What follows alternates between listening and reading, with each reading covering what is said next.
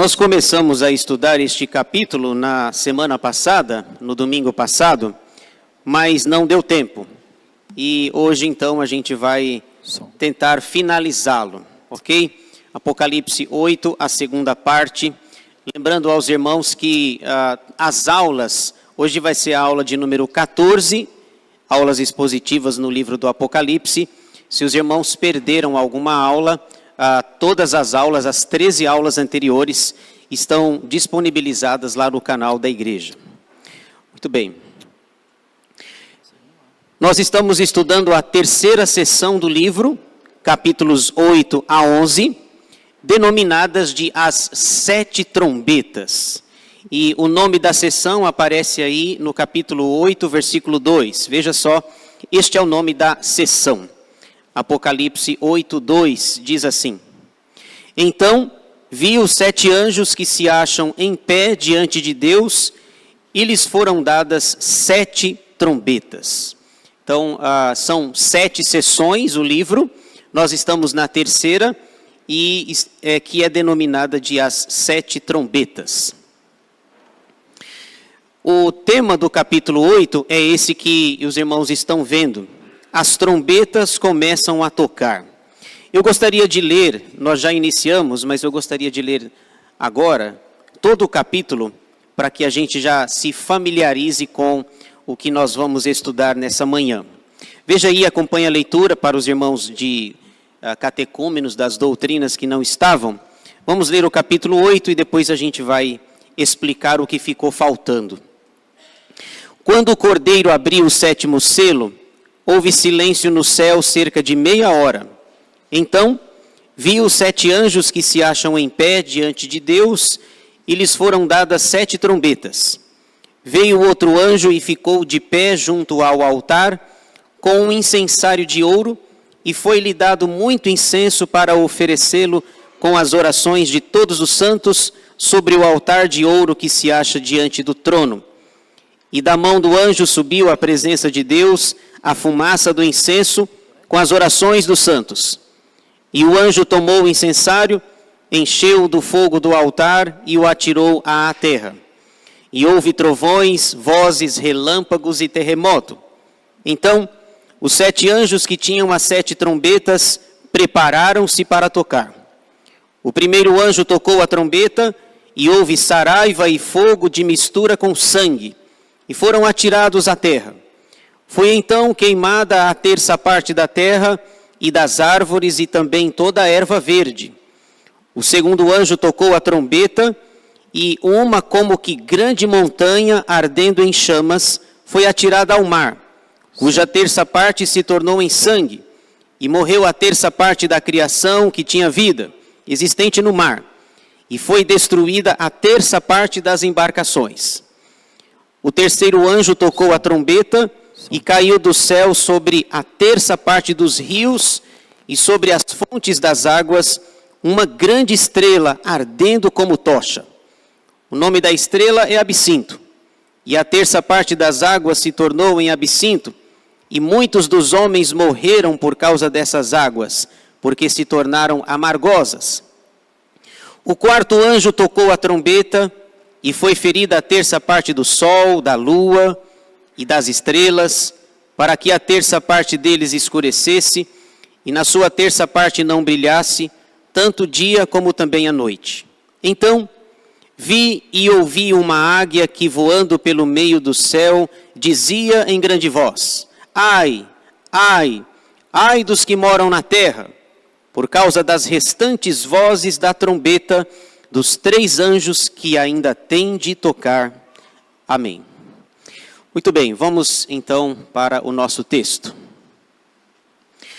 Esboço do capítulo 8. Ele está dividido em 2 partes. Primeira, os anjos se preparam para tocar, versículos 1 a 6. E segunda, as 4 primeiras trombetas, versículos 7 a 13.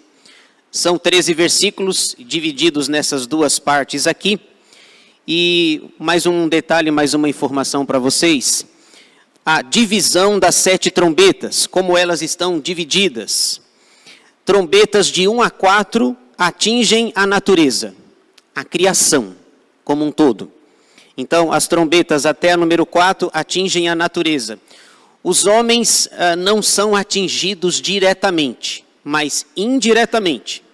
Porque se a natureza é atingida, os homens também o são. E as trombetas de 5 a 7 atingem os homens, agora diretamente. Os homens que foram atingidos indiretamente até a número 4, agora são atingidos diretamente até a número 7. Sempre lembrando que você deve ter reparado na leitura que aparece essa expressão 1/3.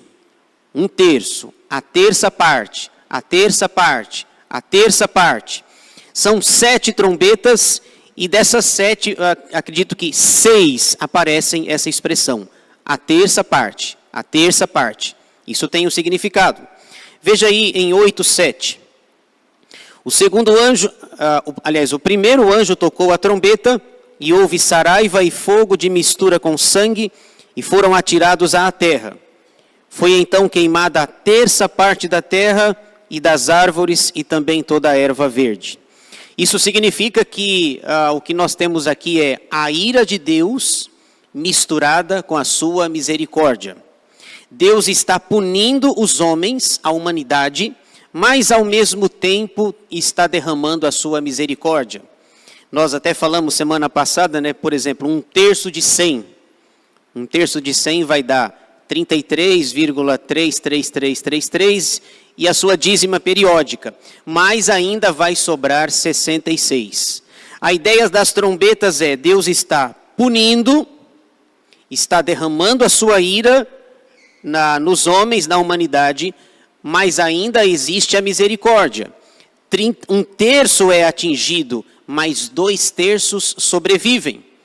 As trombetas são, na verdade, um resultado daquelas orações, lá do capítulo 6, quando as almas estavam debaixo do altar, pedindo justiça, pedindo que Deus agisse, até quando, Senhor? Então, as trombetas, na verdade, são avisos de Deus. As trombetas são avisos de Deus para a humanidade. E elas sempre tocaram. Desde que Jesus voltou para o céu, elas sempre tocaram. As trombetas estão tocando, dizendo, olha, Deus está irado, mas Ele quer usar a sua misericórdia na vida de vocês. Então, a ideia é a ira misturada com misericórdia. Você vai ver que todo mundo, toda a criação é afetado, mas não totalmente. Se 33% é afetado, ainda restam 66%. É tempo de abrirmos os olhos e de observarmos a misericórdia de Deus. Então, essa daí é a divisão das trombetas. Muito bem. A primeira parte nós já estudamos domingo passado, né? Eu coloquei ali em amarelo, agora aparece amarelo para você. Todo mundo está vendo amarelo aí, né? Está amarelo e tal. Porque às vezes eu falo uma cor, é outra. O projetor parece daltônico às vezes aqui, mas está tudo certo. A primeira parte nós já vimos, os anjos se preparam para tocar, versículos 1 a 6. Você percebe aí 7 anjos, cada um tem uma trombeta na mão, apontando para a Terra, o planeta Terra que vai sofrer os juízos de Deus. Isso nós já vimos, então vamos adiante. Hoje se preparem aí que as trombetas vão tocar propriamente ditas. Eu brinquei que semana passada com vocês sobre aquela espécie de corneta que tinha na Copa, lembra? A Copa da África do Sul, as vuvuzelas. Imagina 70 mil pessoas no estádio lá, no estádio Soccer City, lá na África do Sul. E quando alguém ia para o ataque lá, dava um chute lá, as cornetas tocavam lá. Imagina, se eu fosse o juiz, eu mandava parar, para aí e tal. Mas não ia adiantar nada. E tinha as cornetas lá no estádio e a gente comprou também uma corneta enorme para torcer pela seleção e ela perdeu para a Holanda. Holanda 2, Brasil 1. Foi eliminado. Muito bem. Copa de 2010. Vamos aí à segunda parte, as quatro primeiras trombetas. Lembrando novamente aquele detalhe, né, aquela informação, as 4 primeiras trombetas atingem a natureza. Então vamos à primeira. Primeira trombeta atinge a terra. Veja aí, versículo 7. 8, 7. O primeiro anjo tocou a trombeta e houve saraiva e fogo de mistura com sangue, e foram atirados à terra. Foi então queimada a terça parte da terra e das árvores, e também toda a erva verde. Você percebe aí, nessa imagem, né?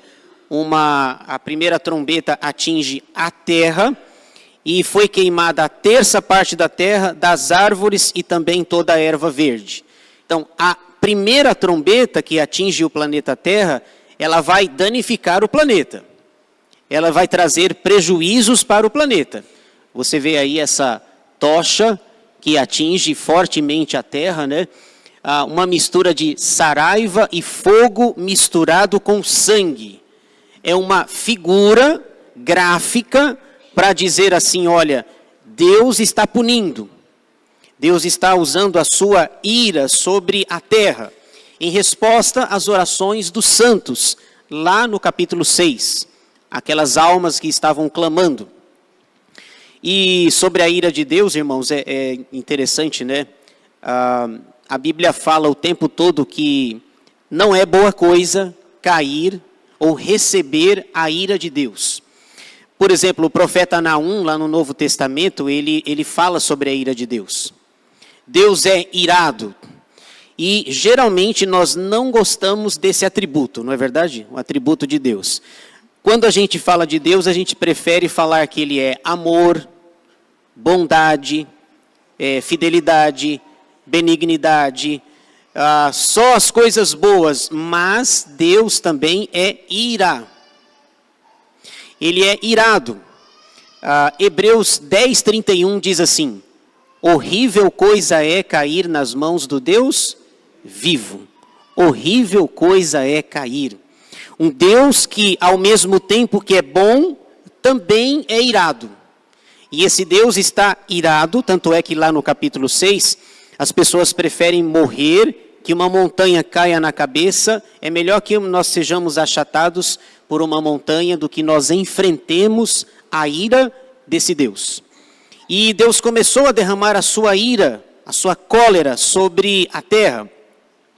E você percebe aí que a terra é afetada. Foi queimada a terça parte da terra, das árvores e também toda a erva verde. Tem árvore que dá o seu fruto. Tem árvores frutíferas, como nós sabemos que vem lá do Jardim do Éden. Essas árvores frutíferas, elas foram atingidas. Então vai ter goiaba, vai ter manga, vai ter frutas, mas não vai ter mais na sua totalidade.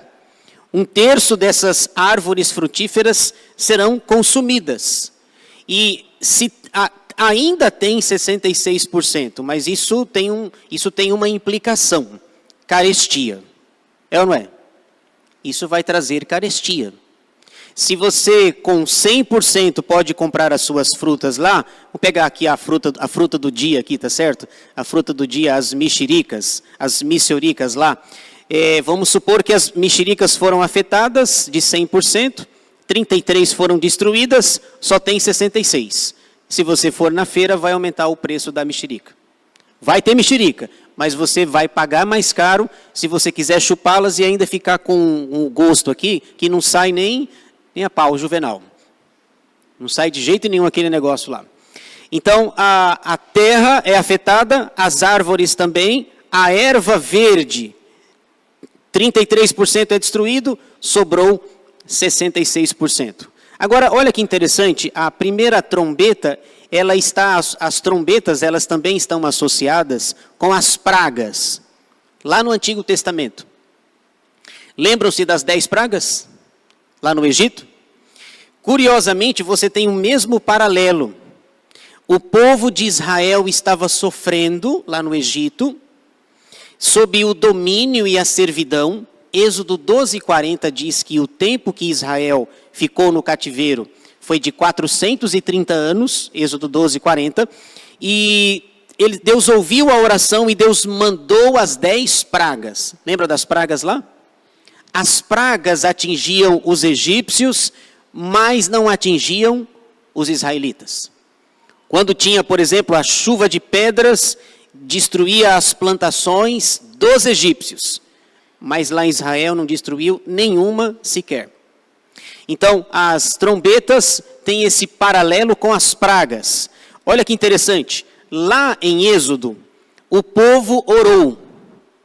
O povo pediu: Senhor, nós estamos sofrendo, nós estamos sendo massacrados pelos egípcios, já tem 430 anos, o Senhor não vai fazer nada não? E Deus manda as 10 pragas lá. E as pragas, na verdade, elas afrontam as divindades egípcias. Cada uma das pragas Deus está afetando divindades egípcias. As moscas, os piolhos, todas aquelas pragas eram divindades pagãs adoradas pelos egípcios. E lá em Êxodo 3 diz que Deus ouviu o clamor do povo e mandou as 10 pragas. Olha a semelhança. Em Apocalipse 6, a igreja estava orando, os santos estavam orando. Senhor, até o Senhor não vai fazer nada não? A gente está sofrendo. E Deus manda pragas também. Olha a associação, nós estamos em Apocalipse, mas cuidado para você não tropeçar no livro de Êxodo. Lá em Êxodo, o povo clama, Deus manda as pragas. Êxodo 3. Êxodo 3 diz assim: e eu ouvi o clamor do meu povo. Apocalipse 6, as almas estavam orando debaixo do altar, e Deus diz: eu ouvi as orações do meu povo, e manda as trombetas. O seu juízo misturado com a sua misericórdia. Vamos lá para Êxodo para a gente ver o paralelo aí. Êxodo capítulo 9. As pragas. Vocês vão perceber que tem muita semelhança com o que nós estamos falando aí. Êxodo 9, versículos 23 a 25. Diz assim: olha a semelhança com a primeira trombeta. E Moisés estendeu o seu bordão para o céu. O Senhor deu trovões e chuva de pedras, e fogo desceu sobre a terra. E fez o Senhor cair chuva de pedras sobre a terra do Egito. De maneira que havia chuva de pedras e fogo misturado com a chuva de pedras tão grave, qual nunca houve em toda a terra do Egito, mesmo desde que veio a ser nação. Por toda a terra do Egito, a chuva de pedras feriu tudo quanto havia no campo, tanto homens como animais. Também a chuva de pedras, toda a planta do campo e quebrou todas as árvores do campo. Perceberam? É muito parecido, muito parecido. A primeira trombeta cai sobre a terra, existe saraiva e fogo misturado com sangue, muito parecido com a 7ª praga lá do Antigo Testamento. Uma chuva de pedras que caía do céu. E eu já vi, eu não achei o versículo aqui, mas essa chuva de pedra, diz o texto que cada pedra pesava aproximadamente 35 quilos. Tá bom? Tá bom aí? Cuidado aí, só uma pedrinha, cuidado para não entrar no seu sapato aí, viu? Não vai entrar. Essa chuva foi mandada do céu, agora pensa comigo, ela pesa 35 aqui, agora na viagem é mais. Essas chuva de pedras caíam, vinha do céu, Deus mandava, e fogo e pedra, tudo que pegava, achatava, destruía. 35 quilos. 35. Então, você percebe qual é o paralelo lá de Êxodo com o texto aqui. Lá também, o juízo é parcial. Aqui só atinge 33%, mas ainda tem 66%, ainda tem terra, ainda tem árvore, ainda tem erva verde. Qual é o paralelo lá com o Êxodo? Lá também é parcial. Porque lá em Êxodo as chuvas de pedras atingem um país só. É ou não é? a chuva de pedras só atinge o Egito. E as outras nações? E a Assíria? E a Síria? E a Mesopotâmia? E todas aquelas nações que existiam naquela... Nenhuma outra nação foi atingida. Apenas o Egito foi atingido. Por quê? Porque mexeu com a menina dos olhos de Deus. O seu povo. Então, lá em Êxodo, capítulo 9, a praga é parcial, atinge uma nação, mas não atinge as nações. Aqui em Apocalipse 8:7, a trombeta é parcial, porque a terra vai ser prejudicada, as árvores também, toda a erva verde, mas é parcial, ainda tem terra, ainda se você quiser comer mexerica ainda tem, você vai pagar mais caro, mas ainda tem. Certo? E assim por diante, né? Agora, a gente deve estar com muita trombeta por aí, porque você vai no mercado, ou não é? Você vai no mercado aí, azeite e tal. Às vezes eu vou pagar um azeite. Não, moço, eu só quero um, não quero levar a loja, não. E outras coisas, ovo, e qualquer coisa aí está muito, muito caro. Eu chego lá, moça, tem promoção, tem desconto, tem stick. Vou pedindo aí, eu vou pedindo para a moça. A moça, não sou eu que não, sou eu que dou não, é o sistema que eu saio pedindo aí, para ver. A gente deve estar, cada vez que eu passo no caixa lá, eu falo, escuta uma trombeta. Escuta uma trombeta tocando. Muito bem, vamos lá, segunda trombeta, olha só. Aqui vocês conseguem ver uma trombeta aqui? Tem uma trombeta aqui no cantinho, né? Apocalipse 8, versículos 8 e 9, agora a trombeta atinge o mar, que está pertinho de nós aqui. Volte lá para Apocalipse.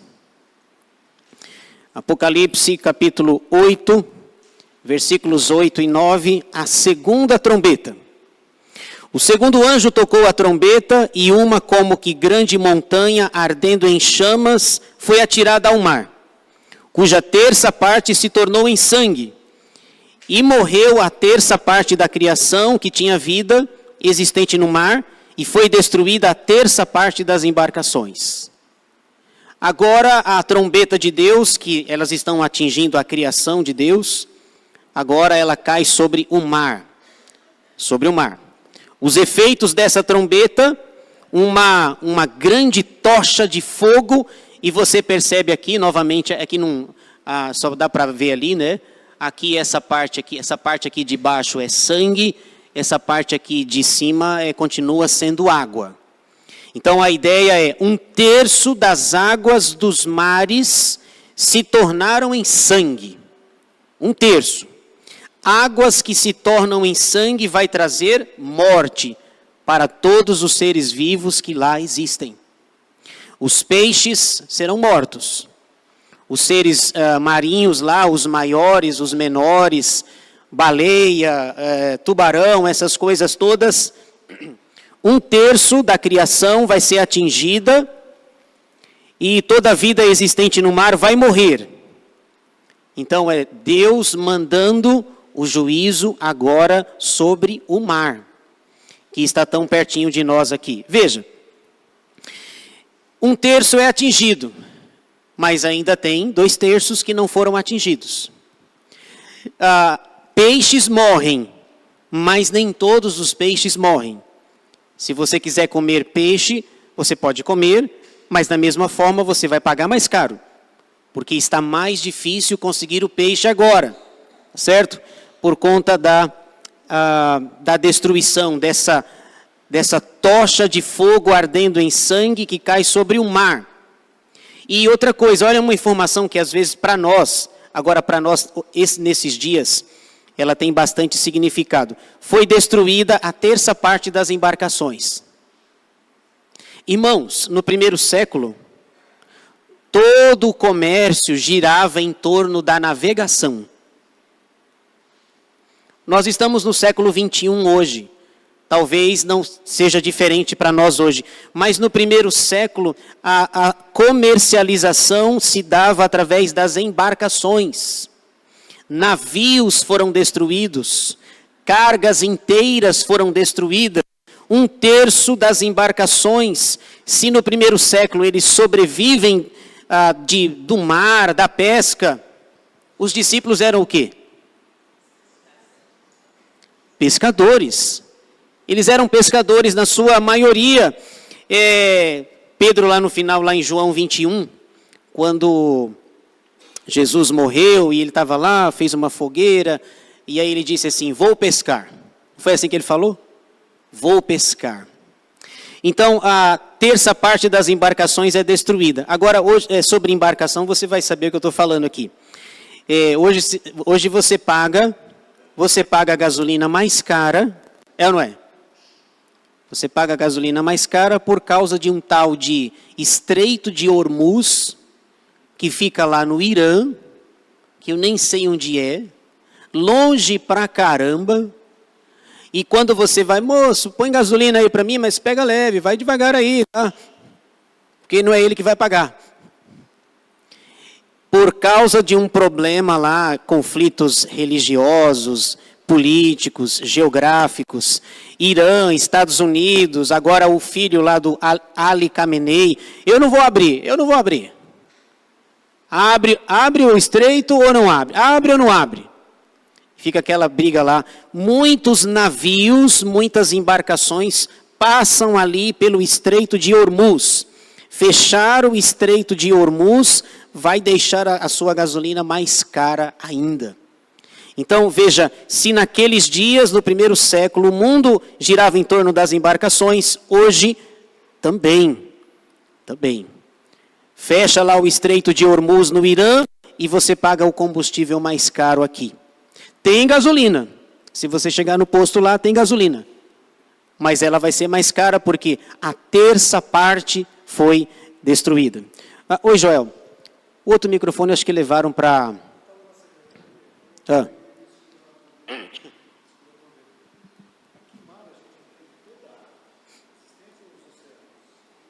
Aqui mar é mar. Gostaram? Mar são as águas dos oceanos, né? Tem o Oceano Pacífico, Índico, Atlântico, Ártico. Olha, vocês estão bem aí, vocês estão bem de geografia. São as águas...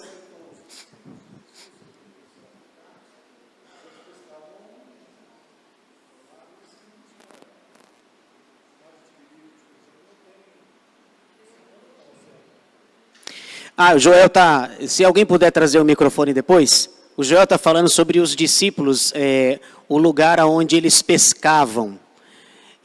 O mar, não tem o Mar da Galileia, não tem? Dizem que, na verdade, o Mar da Galileia é um rio, mas o judeu ele faz uma propaganda e vende como mar. Entenderam? É um rio, é algo pequeno, faz a propaganda, mas a Bíblia fala que eles estavam no Mar da Galileia. Mas a ideia é, as águas salgadas, as águas dos mares, são atingidas. Vamos ver aí sobre mar. A primeira praga, vamos lá para o... Se alguém... tá, o Alex está dizendo que o microfone está ruim assim. Esse microfone, se fosse trombeta... Brincadeira, Alex. Eu leio aqui. A primeira praga, Êxodo 7.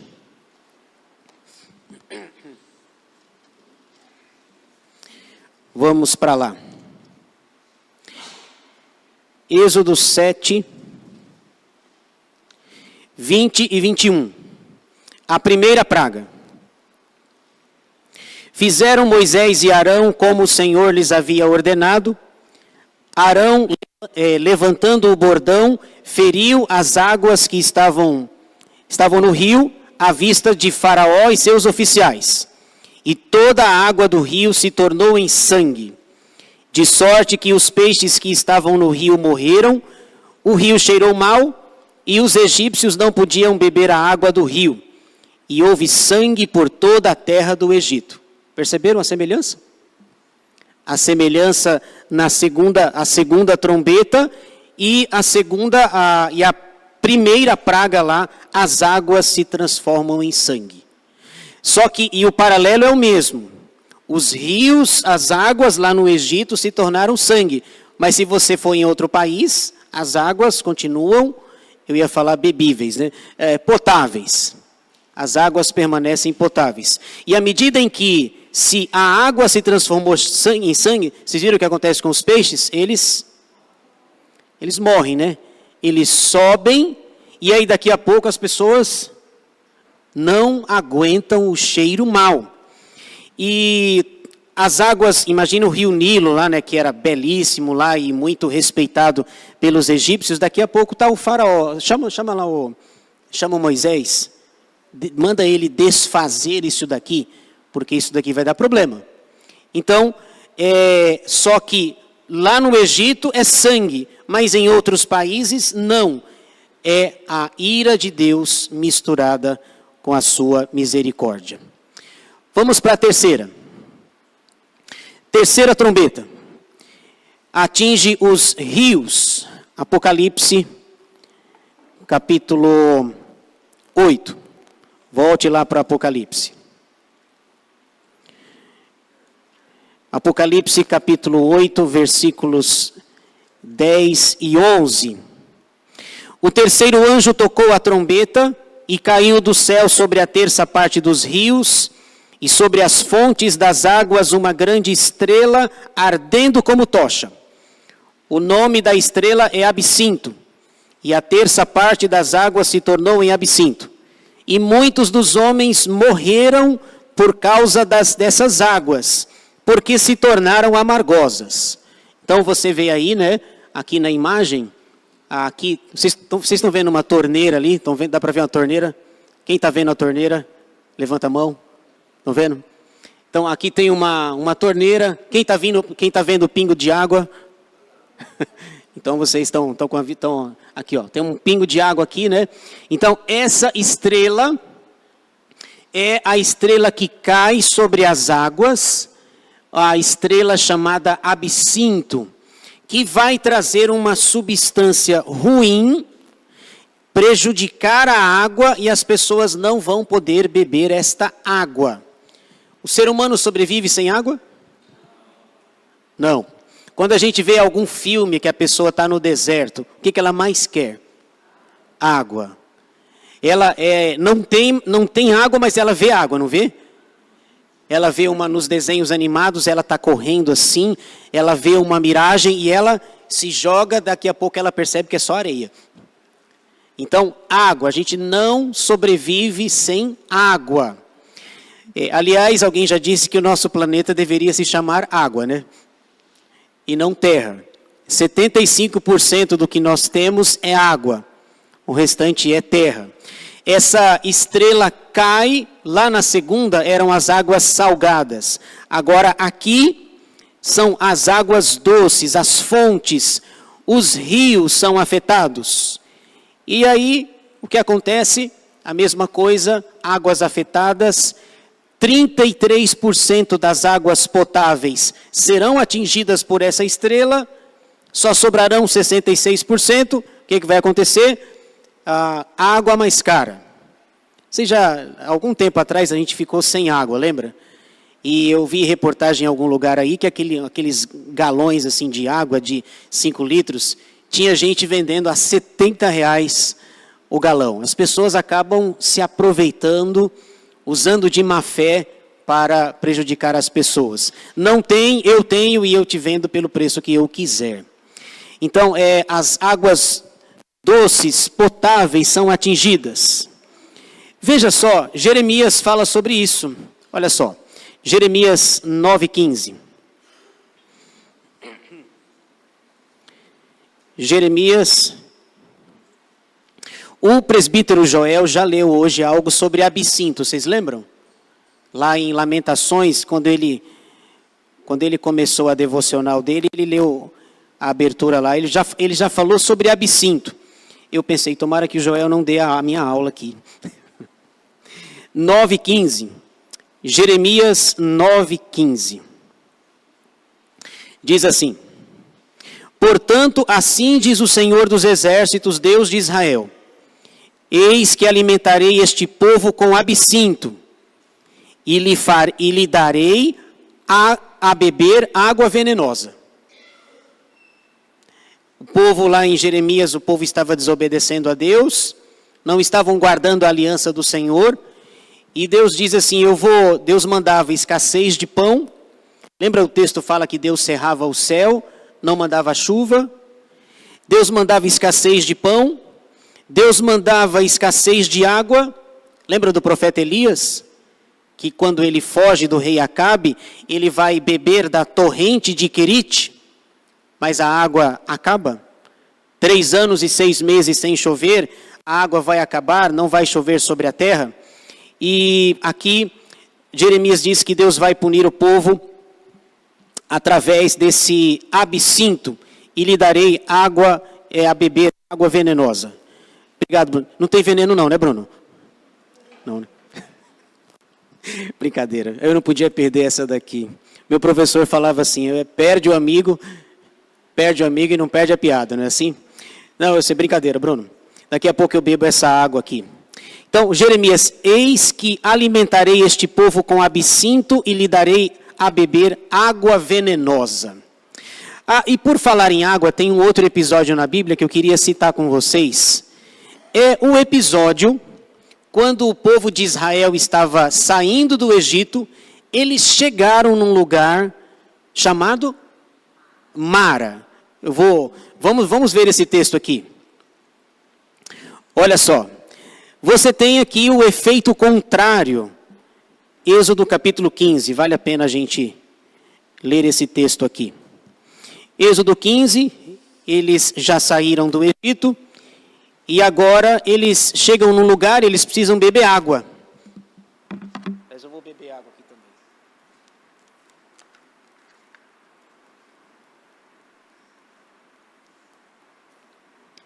também. Êxodo 15, versículos 22 a 26. As águas amargas tornam-se em doces. Fez Moisés partir a Israel do Mar Vermelho, e saíram para o deserto de Sur. Caminharam 3 dias no deserto e não acharam água. Afinal, chegaram a Mara. Todavia, não puderam beber as águas de Mara, porque eram amargas. Por isso, chamou-se-lhe Mara. E o povo murmurou contra Moisés, dizendo, que havemos de beber? Então, Moisés clamou ao Senhor, e o Senhor lhe mostrou uma árvore. Lançou a Moisés nas águas, e as águas tornaram-se doces. Deu-lhes ali estatutos e uma ordenação. E ali os provou e disse, se ouvires atento a voz do Senhor teu Deus, e fizeres o que é reto diante dos seus olhos, e deres ouvidos aos seus mandamentos, e guardares todos os seus estatutos, nenhuma enfermidade virá sobre ti, das que enviei sobre os egípcios, pois eu sou o Senhor que te sara. Interessante aqui, né? Eles estão caminhando rumo à terra prometida, saíram do Egito, aqui mesmo no capítulo 15, acabaram de cantar. Êxodo 15 é o cântico de Moisés, em que ele vai exaltar a Deus porque triunfou sobre o exército dos egípcios. Eles estão caminhando, chegam no lugar, acham água. Mas as águas não podem ser consumidas, bebidas. E lá, veja, que não tem absinto lá. Não tem absinto. E Deus manda Moisés colocar uma árvore, e as águas se tornam doces, e todo mundo bebe a água. Eles estão num deserto, um lugar árido, difícil, e as águas podem ser bebidas, e Deus aproveita ali para ensinar, para dizer assim, olha, na verdade, vocês estão com sede, vocês querem beber água, mas esse não é o problema de vocês. O maior problema e o verdadeiro problema é vocês seguirem os meus estatutos. Lá em João 4, Jesus falando com a mulher samaritana, Jesus conversa com ela, e Jesus fala assim, quem beber dessa água aí, quem beber dessa água vai tornar a ter sede. Mas quem beber da água que eu lhe der, dentro de si vai jorrar água, uma fonte a jorrar para a vida eterna. Vocês estão com sede, porém, o problema maior de vocês não é a sede, é vocês guardarem os meus estatutos. Olha o versículo 27. Então chegaram a Elim, onde havia 12 fontes de água e 70 palmeiras. Olha o Palmeiras aí, viu? O Palmeiras para quem é palmeirense aí. E se acamparam junto das águas. Se em Mara não tem, em Elim tem 12 fontes de água e 70 palmeiras. Agora um lugar de refúgio, de abrigo, de descanso, e eu ia dizer de sombra e água fresca, lá em Elim. E eu coloquei outro exemplo aqui, ó. Dá para ver aqui? Noemi. Noemi. O texto de Ruth diz que Noemi sai de Belém e vai para Moabe, passa lá quase 10 anos, ela saiu com 4 pessoas, não é isso? Saiu com 4 pessoas, 10 anos depois, voltou só com 2. E 3 dos seus já tinham morrido. Elimeleque, Malom e Quilion haviam falecido. Só quem voltou foi a Ruth. E o texto de Ruth é interessante, né? A Ruth diz assim: aonde você for eu vou, aonde você morrer eu morrerei, e o teu Deus é o meu Deus, e faça-me o Senhor o que Ele quiser, se somente a morte, só a morte vai me separar de ti. No dia que ela volta, as pessoas olham ela entrando ali, ó. É a Cristina, não é? É a Noemi tá voltando. 10 anos depois ela está voltando e a Noemi fala assim: não me chamem de Noemi. Não faz o menor sentido, porque Noemi significa felicidade, feliz, ditosa. Quando as pessoas a veem entrando, dizem: olha Noemi, ela voltou. Cadê seu marido? Cadê seus filhos? Morreram. Morreram na terra de Moabe. E a Noemi diz assim: me chamem de Mara, porque o Senhor amargou a minha vida. Eu saí daqui ditosa, feliz. Mentira. Não saiu nem ditosa e nem feliz, porque não tinha pão. E curiosamente, né, a palavra Belém significa casa do pão. Não havia pão na casa do pão. E eles saem da casa do pão. Aonde foi que Jesus nasceu? Belém. O que foi que ele disse em João 6? Eu sou o pão. Quem nasceu na casa de pão, eu ia falar, tem padaria para dar, tem pão para dar. Tem pão para dar. Não me chamem de Noemi, me chamem de Mara. Os nossos nomes falam muito de nós, de si mesmos. Eu já falei aqui o significado do meu nome já, né? Não falei? Eu vou falar para vocês, então agora eu vou falar. Eu estou com medo desse negócio de ter absinto aqui. É brincadeira. Edivaldo significa pessoa muito legal.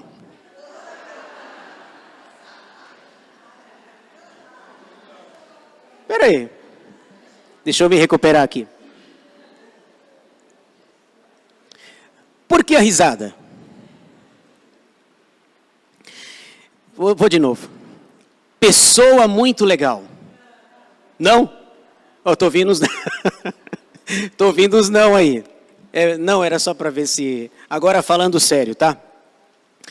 Era só para ver se vocês iam concordar com o significado que eu dei. Edivaldo, agora é sério, tá? É de origem alemã. Significa aquele que gosta de ensino, administração e organização. Agora é sério, tá? Agora é sério. E eu nem imaginava, já contei aqui para vocês, que o meu nome é uma homenagem ao melhor amigo do meu pai, que era o maior cachaceiro da cidade. É sério, viu? Puxa vida. Uma vez eu fui lá, o meu pai me apresentou lá. Aquele ali é meu amigo, o Edivaldo, tal. Melhor amigo do peito. Melhor amigo do meu pai. Depois eu descobri que era o maior cachaceiro da cidade. Eu falei, pai, podia chamar de Daniel, né? Eu prefiro Daniel. E colocou esse nome em homenagem ao amigo e nem imaginava. E o meu nome significa aquele que gosta de ensino, de administração e organização. Eu acho que tem, sem saber, e principalmente aquele que gosta de ensinar, um dos significados de Edivaldo. Oi.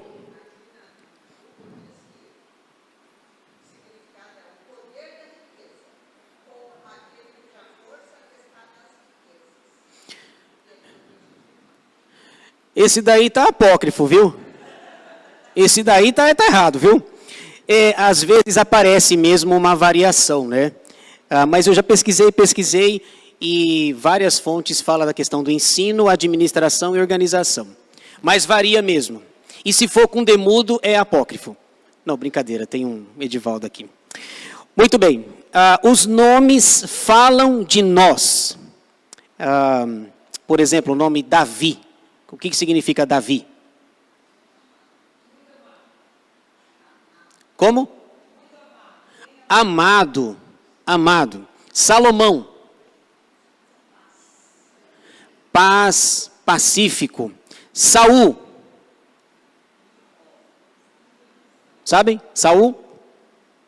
Saul significa pedido. O povo de Israel chegou para Samuel e falou assim, olha, queremos um rei. Samuel, queremos um rei. Samuel, queremos um rei. O que eles estão fazendo? Um pedido. Então, o primeiro rei de Israel, que reinou 40 anos, chama-se Saul, porque ele foi pedido. Então, e assim por diante. Geralmente os nomes dizem alguma coisa sobre nós. Mas, no meu caso aqui, eu acho que os dois significados, pessoa muito legal, também se encaixam. Muito bem, vamos lá. Feita a propaganda do meu nome, vamos para a quarta. Quarta trombeta. Volte para Apocalipse. Capítulo 8, versículos 12 e 13. Vai aparecer já uma águia aí. Essa águia vai dar o que falar, viu? Vocês vão falar muito dessa águia aqui. 12, diz assim. O quarto anjo tocou a trombeta e foi ferida a terça parte do sol, da lua, das estrelas, para que a terça parte deles escurecesse e na sua terça parte não brilhasse, tanto o dia como também a noite. Então, é a águia que vai aparecer aí. Vi e ouvi uma águia que voando pelo meio do céu, dizia em grande voz, ai, ai, ai dos que moram na terra, por causa das restantes vozes da trombeta dos 3 anjos que ainda têm de tocar. Então aqui, agora são, o nome da quarta trombeta eu dei como astros. Os astros são feridos. Já foi a terra, o mar, as águas doces e agora os astros.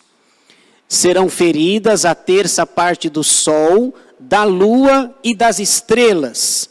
Mas ainda tem 66% brilhando. É a ira de Deus misturada com a sua misericórdia. O profeta Isaías fala sobre isso também. Vamos para Isaías. Aquela referência é para nos auxiliar. Isaías, capítulo 13, versículo 10. Depois a gente volta para Apocalipse. 13:10. Porque as estrelas e constelações dos céus não darão a sua luz. O sol, logo ao nascer, se escurecerá, e a lua não fará resplandecer a sua luz. Isaías está falando aqui sobre a queda da Babilônia, o inimigo do povo de Deus. E lá, Isaías está falando que também o sol não vai brilhar, a lua não vai dar a sua claridade. E veja o paralelo parcial novamente. Em Isaías 13:10, não vai haver sol, não vai haver lua. Os astros vão deixar de brilhar na Babilônia. Mas em outros países, Os astros continuarão exercendo e fazendo a sua função. Isaías 13:10, o juízo é parcial. É Deus punindo a Babilônia, mas não todas as nações. Veja agora, não aparece ali, mas vá para Mateus 24. Mateus capítulo 24. Jesus está falando sobre a sua volta, o seu retorno.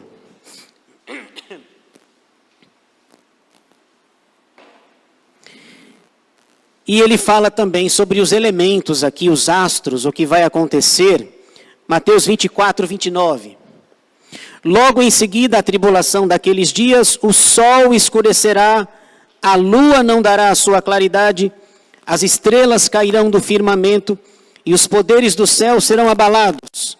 Então aparecerá no céu o sinal do Filho do Homem. Todos os povos da terra se lamentarão e verão o Filho do Homem vindo sobre as nuvens do céu, com poder e muita glória. E ele enviará os seus anjos com grande clangor de trombeta, os quais reunirão os seus escolhidos dos quatro ventos, de uma a outra extremidade dos céus. Jesus também fala sobre os efeitos que a sua volta causarão na criação. Os astros, o sol, a lua, as estrelas, elas vão parar de brilhar. E aqui você tem, portanto, a ira de Deus misturada com a sua misericórdia nos astros. Vocês já viram, às vezes, alguém manda alguma coisa para você, o dia amanheceu assim, alguém falou assim, a lua hoje está vermelha. Já viram esse negócio? A lua está vermelha hoje, é um sinal apocalíptico. Jesus está voltando, calma. O sinal de que Jesus vai voltar não é a lua vermelha. Tem mais sinais, tem mais coisas que devem acontecer antes da sua vinda. Aqui é parcial. E, finalmente, o texto vai falar sobre essa águia. Olha só. Olha que bonita aí essa águia. Volte para lá. Eu preciso falar um pouquinho dela agora.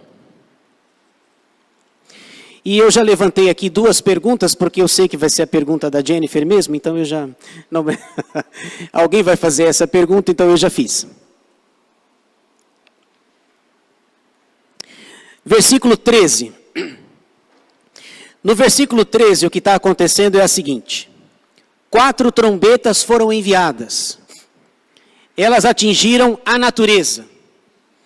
E agora essa águia vai anunciar e vai dizer, é ela que vai anunciar, que as 3 trombetas que faltam virão e virão pesado agora. Essa águia é um instrumento utilizado por Deus para dizer assim, faltam 3. Faltam 3 trombetas. E se estava ruim até agora, vai ficar pior. Nada pode ser tão ruim que não possa ser piorado. O contrário também é verdadeiro. E veja o anúncio que ela faz, o 13. Então, vi e ouvi uma águia que voando pelo meio do céu dizia em grande voz. Ela está gritando, na verdade.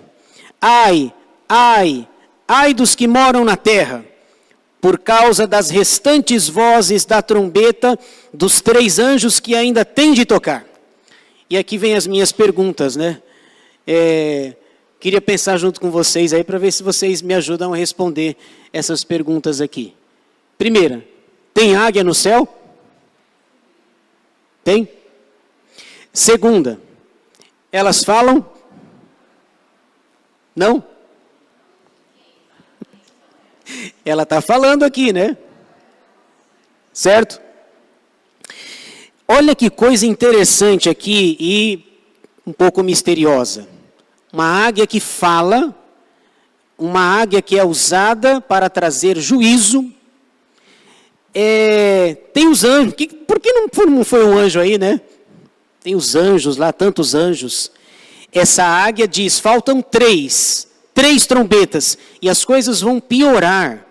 Se até agora a natureza foi atingida, agora é o homem diretamente. E é essa águia que vem anunciar. Então, tem águia no céu? É uma pergunta boa. Elas falam. Bom, animal que fala na Bíblia, qual é o animal que fala na Bíblia?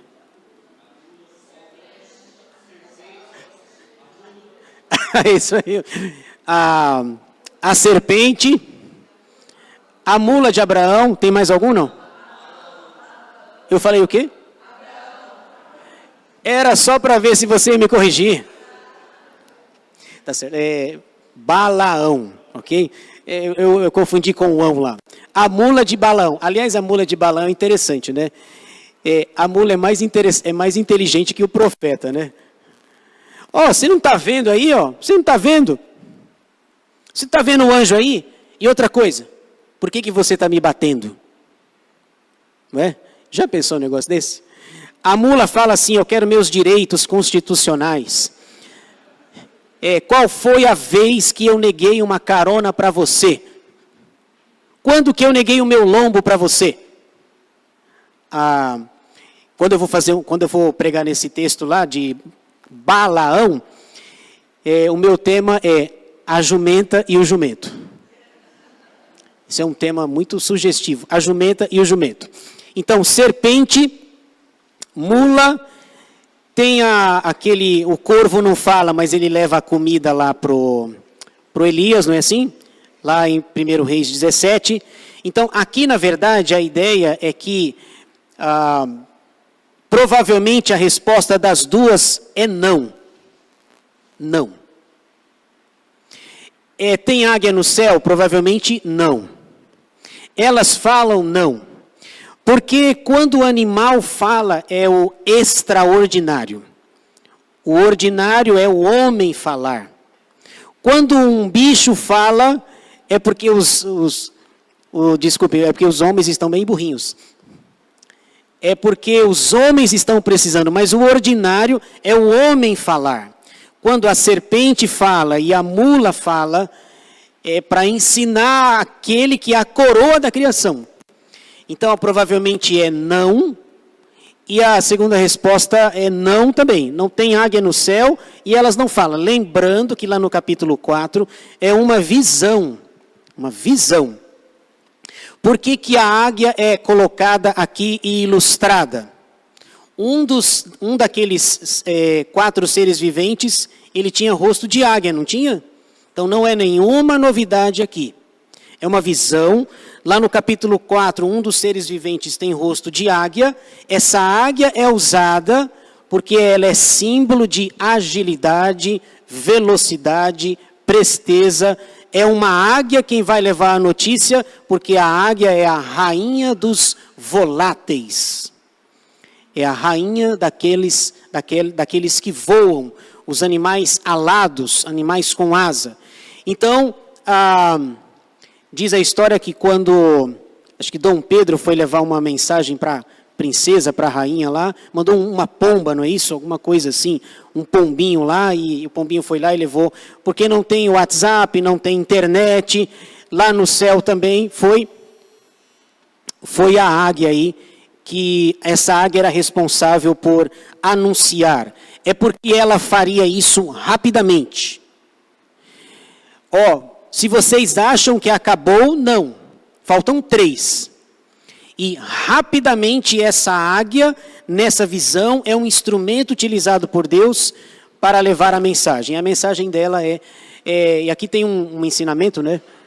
Esse ai. Ai na Bíblia é advertência. Quando alguém cai, quando acontece alguma coisa, a primeira coisa que você fala é ai, né? Ai, ai, ai. Não é assim? E ai na Bíblia, ele tem um peso maior.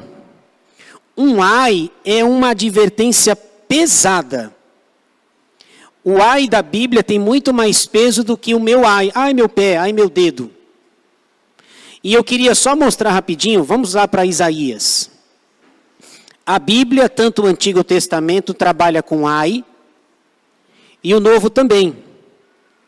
Isaías 5. Quando Deus queria dizer que virá, desculpem a expressão, chumbo grosso, quando a coisa vai ficar pesada na Bíblia, Deus manda ai. É o que a águia vai fazer. Isaías 5, veja aí. Acompanhe comigo só a primeira expressão. 5:8, o que diz aí? Ai dos que ajuntam casa a casa. 11. Ai dos que se levantam pela manhã. Verso 18. Ai dos que puxam para si iniquidade. 20. Ai dos que ao mal chamam bem, e ao bem mal. 21. Ai dos que são sábios. 22. Ai dos que são heróis para beber vinho. Herói para beber vinho. Estranho isso. Esse herói vai receber um ai. Vai receber a punição. E nós vemos também o ai sendo falado da boca do próprio Jesus. Veja só Mateus 23. Veja aí, você deve lembrar desse texto. Mateus 23, 12, aliás 13.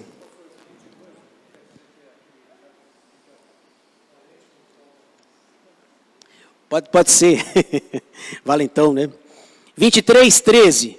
Ai de vós. 14. Ai de vós. 15. Ai de vós. 16. Ai de vós. 23. Ai de vós. 25. Ai de vós. 27. Ai de vós. 29.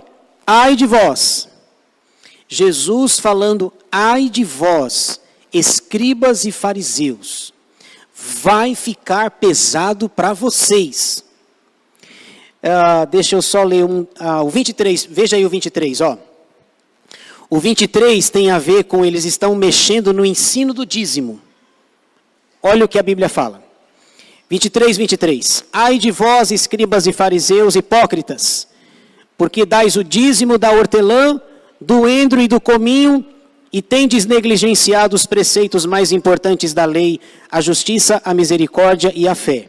Devíeis, porém, fazer estas coisas sem omitir aquelas. E aí ele vai falando. Ai de vós pelas coisas erradas que vocês fazem. Vocês serão punidos. E aí chega Apocalipse 8.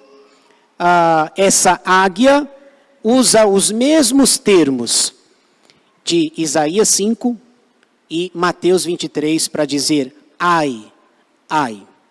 Ai dos que moram sobre a terra, porque ainda tem 3 trombetas. E se as 4 estavam ruins, vai ficar muito pior. E ela rapidamente vai anunciar esta mensagem. É isso. Apocalipse, capítulo 8, as trombetas começam a tocar. Alguma pergunta? Algum comentário? Alguma doação de trombeta? Não?